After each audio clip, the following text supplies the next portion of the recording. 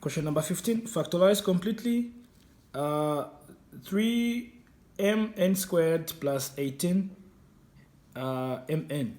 So what you have to do there is there's need for you to, in factorizing completely, there's need for us to consider what is known as the common factors.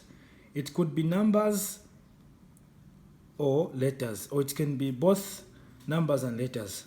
So here we know that 3 can go into itself. It can also go into 18, right? So what will happen there is we're simply going to say that this 3 here, open bracket, like 3, like this there, we have m, and m there, we write m, and we also have n in both sides of those algebraic expression. So we will say n even here, open bracket, and then here we remain with a single one, which is n, because n is coming twice. That's why it's squared. So we'll say n, then plus, then this 3 goes into 18 6 times. And don't forget that this m here is also the one which is there. There's no any other letter which is coming twice, so just n there because these are already out of bracket. So when you multiply this and this one, will go back to this.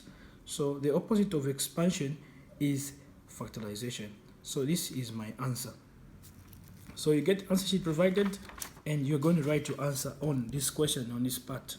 Where on question number 15 we'll say 3mn open bracket with n plus 6 as my answer.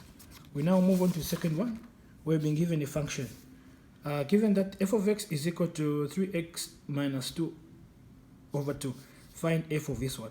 This function represents to say wherever there's x here, wherever there's x in this function, there's 3. You have to replace with 3. So you say this f of 3 is equal to 3 open bracket, where there is x you put a 3, meaning that will be need for you to multiply in the future. That's the meaning of that. So over 2.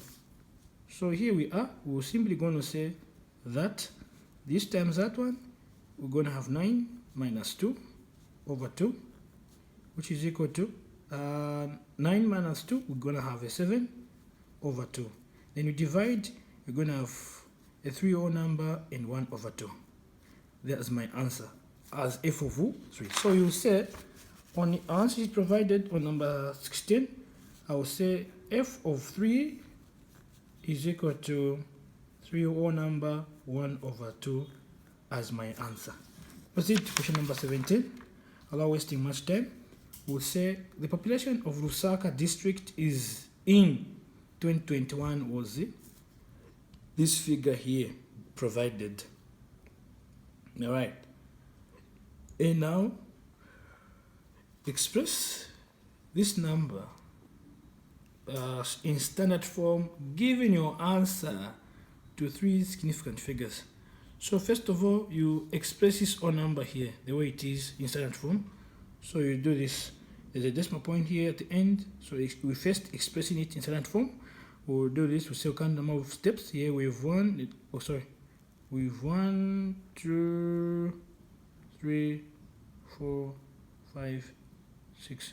So we'll write, you say it's going to be 2.906 multiplied by 10 to the power 6. And then after you've done that, here we've about 4 significant figures. And now the question is saying, can you write your answer to correct to 3 significant figures? Meaning that there's need for us to have 3 important numbers only out of this standard form expression. So we'll say 2.1, and then it'll be need for me to round off because this 6 is above 5. I'll get a 1, I'll add it to 0. It's going to become a 1 multiplied by 10 to the power 6 as my final answer. So now I'll get the answer sheet provided here and go to question number 17, and I'll write 2.191 multiplied by 10 to the power 6 as my answer. Just like that, we move on to question number 18, where you've been taught to simplify this expression here. There's so many ways how you can handle this question here. If you want, you can just divide. Okay, I know that number. This 13 can go into 13 can go into 52 4 times. I'll write to say 4. And then we know I've been given x to the power 3 here. I've been given this one. Under the rules of indices, when I'm dividing x to the power 4 divided by x to the power 3, I'll maintain the powers, I'll maintain the base, and we'll subtract the powers. And the result is going to be just x to the power 1. So here my answer is going to be x like that. And I move on to y. You can check it out from here. You move on to y. Same applies to y. We'll do the same. So here, when it comes to y, I'll also do the same. Y to the power 3 divided by y to the power 1. I'll maintain the base, which is y, and then I subtract the powers, and it's going to have y to the power 2. And here I'll write y to the power 2 as the final answer. I've worked out. So on question number 18, where we are here, we're simply going to say the answer is going to be 4 x y squared.